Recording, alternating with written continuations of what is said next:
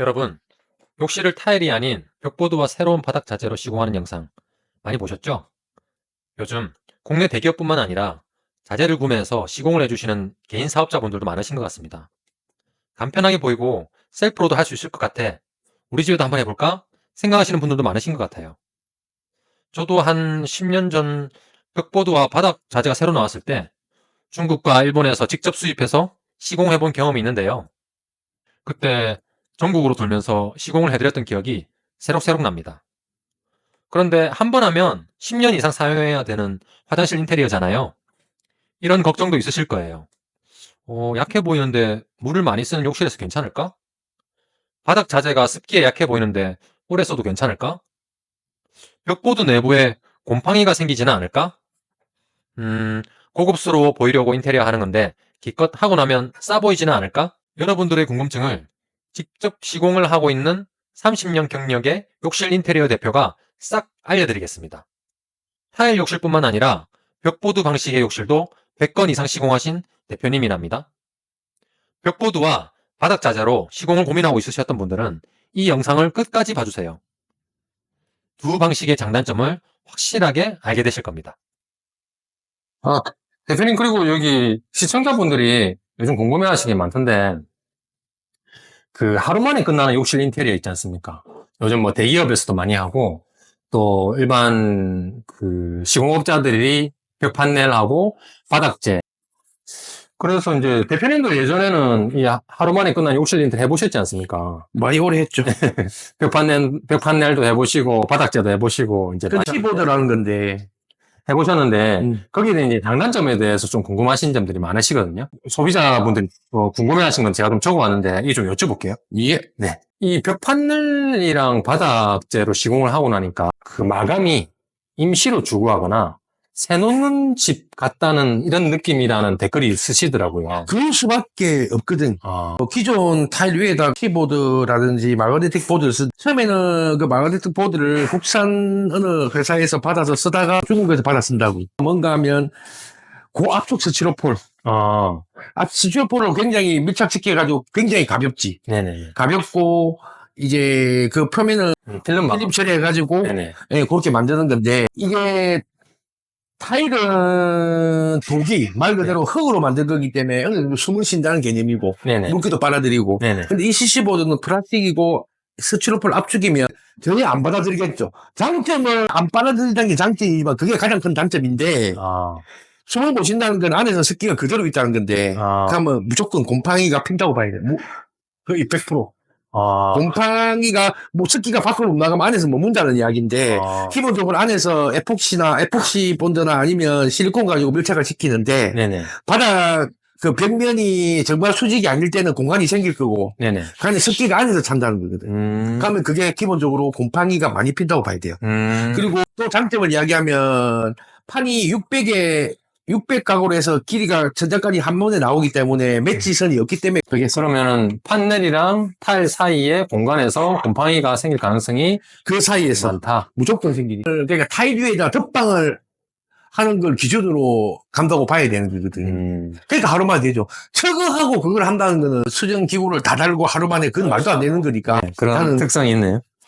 그리고 두 번째는 이제 궁금해 하시는 게 방금 말씀하신 건 판넬이랑 판넬 사이가 있지 않습니까? 그러면 거기를 이제 몰딩이나 실리콘으로 이렇게 마감을 하던데 그쪽으로 물이 들어갈 수가 거기서 물이 들어가면 결국은 벽을 타고 바닥으로 간다는 거고. 그러니까 이 세 번째 또 질문이 있습니다. 그 판넬 사이로 들어간 물이 바닥으로 들어가가지고 안에서 부패할 것 같다는 걱정이 있으시던데 100%. 그런 경우도 많죠. 그러니까 하루 만에 시공 그 욕실은 네. 가장 많은 게 아닌 하자가 바닥에서 나거든. 그 장판 같은 이제 바닥이 미끄러지지 말라고 이렇게 나온다는 그 제가 알기로는 일부터 수입하는 걸 아는데 네네. 그 바닥 제품이 결국은 하자가 어디서 나는가 벽면에서 물이 타고 들어서 바닥으로 간다는 거지. 그러면 그 뒷면에서 물이 올라오면 그 지 색깔에서 하얗게 이렇게 우리 물집 생기고 이렇게 부풀어지거든. 네. 그게 가장 많은 하자 중에 하나예요. 바닥 하자가. 생각보다 못한 거죠. 장판은 물이 들어가도 변형은 안 생기는데 이 아이는 물이 뒷면에서 먹으면 하얗게 부풀어요.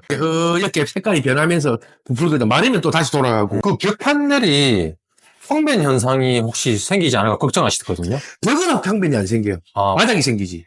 바닥이 색깔이 변할 수 있는데. 색깔이 많이 변해. 이게 물이 뒷면에서 들어가면 생기는데 그게 물이 들어가는 방법이 벽 시공을 잘못해서 타고 들어가든지 네네. 아니면 육가 주위에서 육가 주위에 작업이 잘못되면 육가는 기본적으로 바닥에서 가장 낮은 부위이기 때문에 거기서 물이 고이면 반대로 타고 들어가고 밑으로 네. 그러면 그쪽이 부푼다고 색깔이 변하고 그러면 결론은 곰팡이는 거기서 생기는 거예요.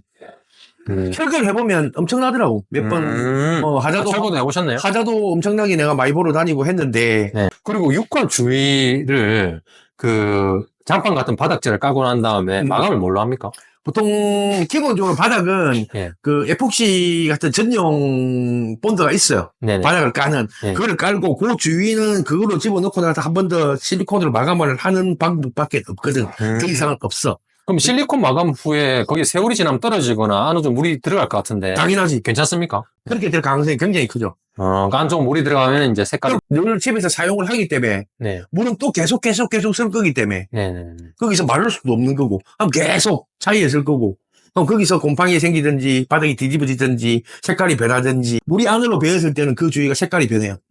색깔이 변해 붕 뜨거든. 결국 떨어질 거고. 그거는 순간순간 AS 볼 수 있는 방법이 없어요. 물기가 있는데 실리콘도 안 되고 아무것도 안 되지. 그러면 결국 바닥을 다 뜯어내야 되냐. 뜯어내고 새로 할 수밖에 없다는 거다. 그러니까 그 욕실의 가장 단점이 바닥이거든. 문제가 생긴 거 바닥에서 가장 많이 생기고. 벽은 단점이 생기도 뒤쪽에 들어가기 때문에 보이지도 않고. 그러면 소비자 입장에서는 벽은 판넬로 하고 바닥은 타일로 하고 이게 그거 됩니까? 가능하죠.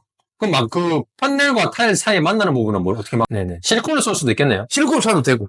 실리콘으로 만든 콘을 집어넣는 그 재료가 있어요. 네네. 그거로 하는 차이인데, 네. 정말 똑바르게 타일처럼 일자로 보이는 게처럼 안 나와. 보기에 수직하고 수평하고 맞게끔 딱 그렇게 정확하게 딱 떨어지게는 나올 수 있는 옵션이 잘 없어.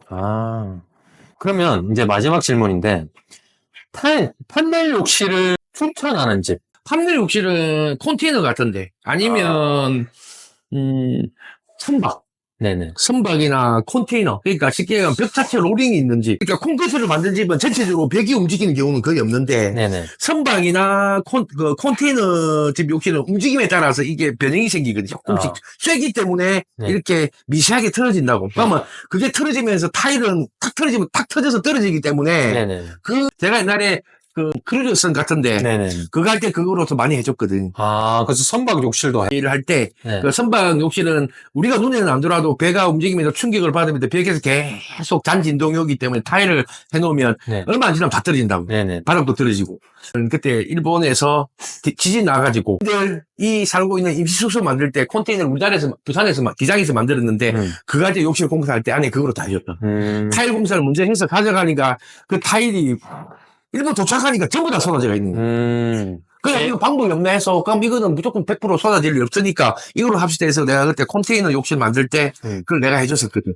근데 그거는 가져갔어도 아무 문제가 없다고. 근데 600개인가 해줬는데, 1%도 문제가 없었거든. 그러니까 이거는 서로, 어차피 자재 자체가 한 판이고, 안에 실리콘이면 실리콘 자체, 제조 자체에 로링도 있고, 벽 자체에 로링이 있어도 그게 물고 있으니까. 그 두 가지 외에는 나는 그 솔직한 말로 그건 쓸 일이 없다고 보고, 아니면 아예 근식으로 쓸 수 있는 집. 네. 아예 물을 이렇게 바닥이나 물을 많이 안 흘리고 네.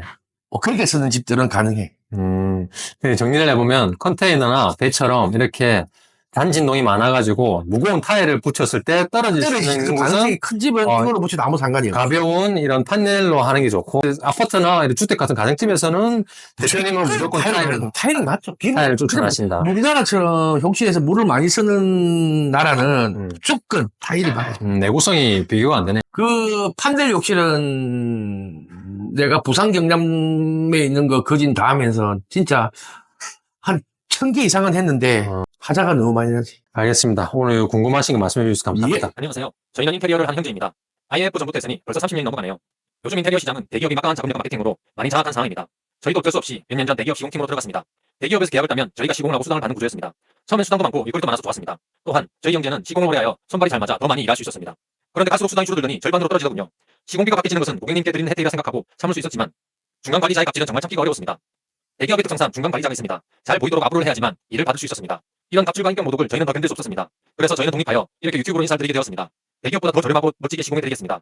대기업 유통구조는 대기업, 대리점, 영업사원, 시공팀 이렇게 되어 있습니다. 복잡한 유통구조로 금액도 높고 의사 전달도 안 되는 시스템입니다. 상담은 영업사원과 하고 시공은 시공팀이 하기 때문에 추후 AS 발생 시 책임을 서로 떠넘깁니다. 시공팀의 실력도 천차만별이라 초보가 시공하는 경우도 많습니다. 저희 같은 숙련된 시공자들은 굳이 대기업에서 갑질당하면서 있지 않기 때문이죠. 저희에게 전화주시면 상담한 사람이 시공까지 완료해서 책임 소재가 분명하고 저렴합니다. 대기업에서 A급 기사였던 저희가 확실하게 시공하겠습니다. 대기업 자재도 오해인 경우가 많죠. 똑같은 자재로 더 저렴하고 꼼꼼하게 시공해드리겠습니다. 다른 곳에서 모두 알아보시고 마지막에 저희와 비교해주세요. 더 저렴하고 더 멋지게 만들어드리겠습니다. 열심히 하겠습니다. 맡겨주십시오.